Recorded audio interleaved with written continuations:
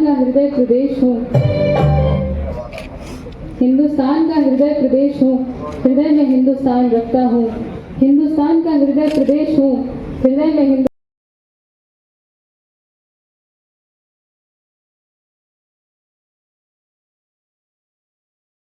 यशपाल सिंह। पुरस्कार स्वरूप इन्हें 1 लाख रुपए एवं प्रशस्ति पत्र प्रदान किया जा रहा है। श्री संजय जोशी।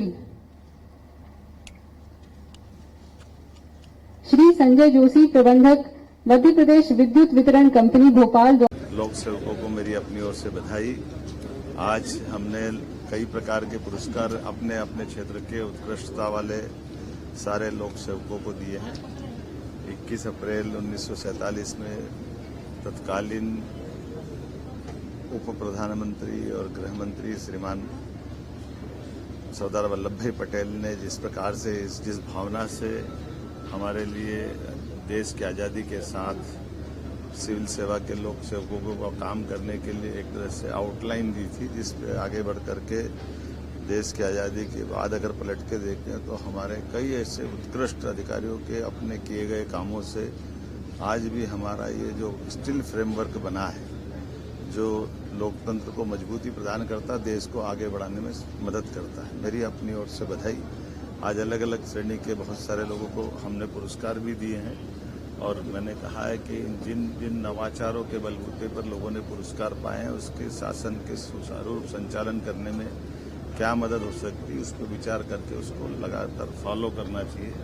मेरी अपनी ओर से बधाई। सर, राहुल गांधी ओबीसी आरक्षण को लेकर सुप्रीम कोर्ट में सुनवाई है। ओबीसी आरक्षण को लेकर के हमारी सरकार स्पष्ट है। हर हालत में ओबीसी आरक्षण के 27% के स्टैंड पे हम कायम भी है।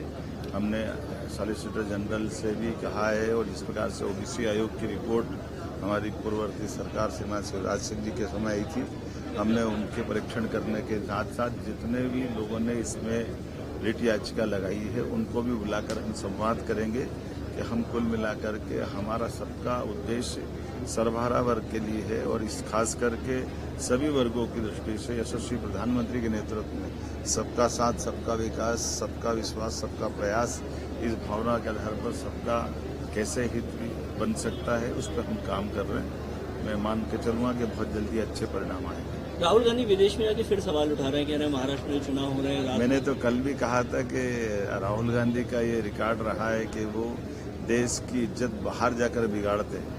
मैंने तो कहा कि बाबा महाकाल सद्बुद्धि दे, इस बार शायद वो ऐसा न करे। फिर भी अब उनके इच्छा पे है।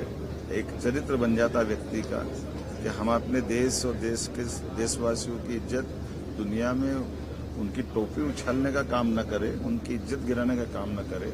राजनीति करना है तो देश के अंदर आपका प्लेटफॉर्म है, आपकी पार्टी है, पार्लियामेंट के आप माननीय सदस्य हो, वहां रखो आप जो बात रखना, जैसा कहना कहिए। लेकिन विदेश से कोई देश का नेता ऐसा नहीं, किसी देश का भी, जो आकर के किसी और देश में अपने देश के इस प्रकार के माहौल बनाता है।